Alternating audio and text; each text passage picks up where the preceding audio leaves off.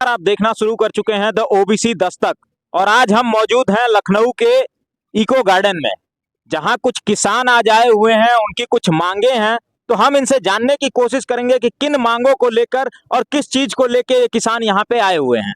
हमारे साथ भारतीय किसान यूनियन लोक शक्ति के राजस्थान के प्रदेश अध्यक्ष जी मौजूद हैं। हम इनसे जानना चाहेंगे। सबसे पहले हम आपका परिचय जानना चाहेंगे, आप कहाँ से आए हैं, क्या आपकी मांगे हैं, उस पर। जी, सबसे पहले तो मीडिया बंधु का बहुत बहुत धन्यवाद और साधुवाद। आज हम यहाँ पर राष्ट्रीय अध्यक्ष जी के दिशा निर्देश से किसानों की विभिन्न मांग है, जैसे एमएसपी का मुद्दा और एएसएफ का गठन और किसान आयोग के गठन के बहुत सारे ऐसे मुद्दे हैं जिनमें आज हमारी राष्ट्रीय महापंचायत का आयोजन किया गया है। राष्ट्रीय अध्यक्ष जी हमारे कुछ देर में पहुँचने वाले हैं। जैसे ही उनका दिशा निर्देश मिलता है, या तो किसान यहाँ से दिल्ली की तरफ रुख करेगा, या फिर अपने संसद का घेराव करेगा, या फिर अपनी उत्तर प्रदेश के अपने उत्तर प्रदेश के मुख्यमंत्री जी हैं, इनके लिए अपन ज्ञापन प्रेषित करेंगे और केंद्र सरकार के ज्ञापन प्रेषित करेंगे।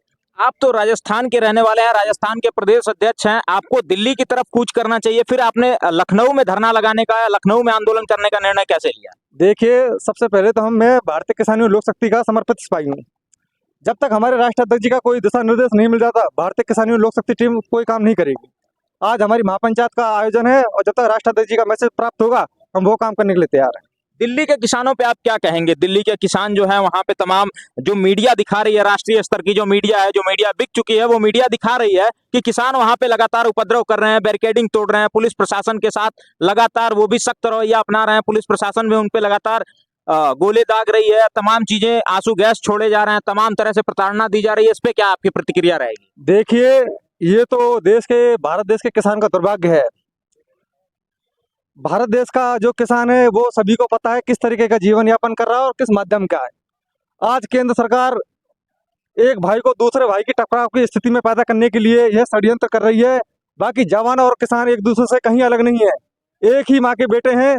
दोनों को यह सरकार एक दूसरे को टकराने का काम करवा रही है। अपने जो किसान है, भारत देश का किसान है, शांतिपूर्वक अपनी बात मानने के लिए दिल्ली जा रहा है, लेकिन केंद्र की सरकार तो है जो किसानों के समर्थन में है, क्योंकि हाल फिलहाल में अभी आपने देखा होगा कि एक बड़े किसान नेता दिवंगत चौधरी चरण सिंह जी को भारत रत्न से नवाजा गया है। तो फिर क्या जरूरत पड़ी, ऐसी क्या समस्याएं आ गई कि किसानों को धरने पे उतरना पड़ा, आंदोलन करना पड़ा? देखिए, रतन मिलना चौधरी जी के लिए बहुत अच्छी बात है, लेकिन उन रत्नों से आम आदमी और आम किसान का भला होने वाला नहीं है।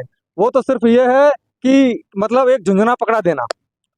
कहीं ना कहीं किसान जो है, किसानों के साथ गलत हो रहा है। किसानों के जो बड़े नेता थे, लीडर थे, जिन्होंने धरती से उठ के फलक तक का सफर तय किया था, किसानों के हक की आवाज को बुलंद किया गया था, उनको कहीं ना कहीं भारत रत्न दे के और किसानों के हक और अधिकार को छीना जा रहा है।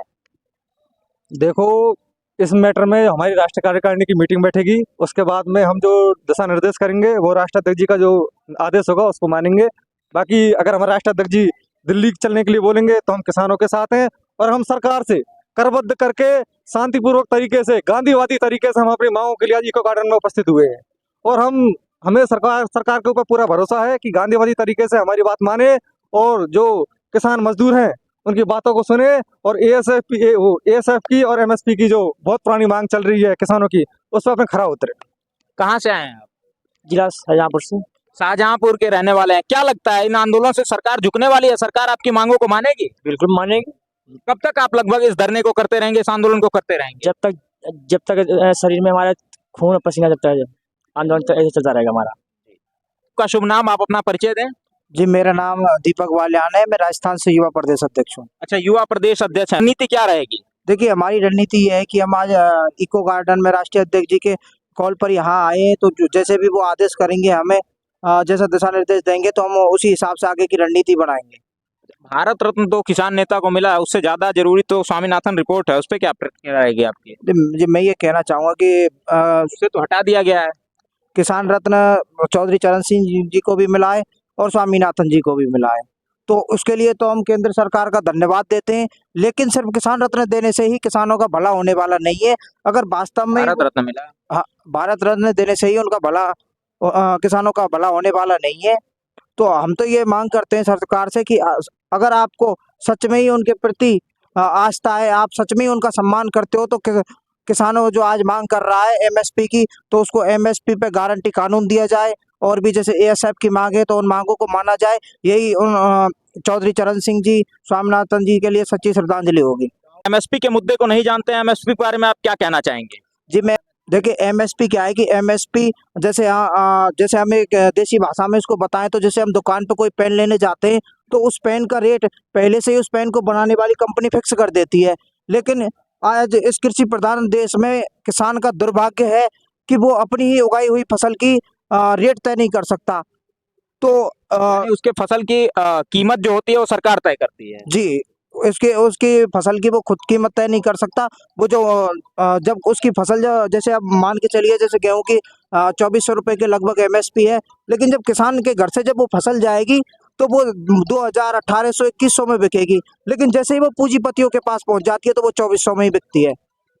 तो दिल्ली की जो राष्ट्रीय मीडिया है, दिल्ली में जो किसान डटे हुए हैं उन्हें लगातार खालिस्तानी बताया जा रहा है, इस पे क्या प्रतिक्रिया रहेगी? क्या वाकई में खालिस्तानी है दिल्ली के किसान? देखिए किसान एमएसपी की मांग कर रहा है और किसान को जो खालिस्तानी बताने वालों से मैं पूछना चाहता हूं कि अगर एमएसपी की मांग करना, अगर खालिस्तानी होना है, देशद्रोही होना है, तो मैं केंद्र सरकार को भी याद दिलाना चाहता हूं कि जब केंद्र सरकार जब विपक्ष में हुआ करती थी तो मनमोहन सिंह को चिट्ठी लिख करके एमएसपी की मांग किया करती थी। अगर किसान एमएसपी की मांग करना खालिस्तान का समर्थन करना है या देशद्रोह है तो केंद्र सरकार भी देशद्रोही है। फिर चलिए आगे, मतलब यहाँ से अगर सरकार आपकी मांगों को नहीं मानती है तो आप दिल्ली की तरफ कूच करेंगे पूरी टीम के साथ? जी जैसे ही राष्ट्रीय अध्यक्ष जी का हमें जो दिशा निर्देश मिलेगा उस हिसाब से दिल्ली जाना पड़ा तो हम दिल्ली भी जाने के लिए तैयार रहेंगे। जी, जुड़े रहिए हमारे साथ द ओबीसी दस्तक पे।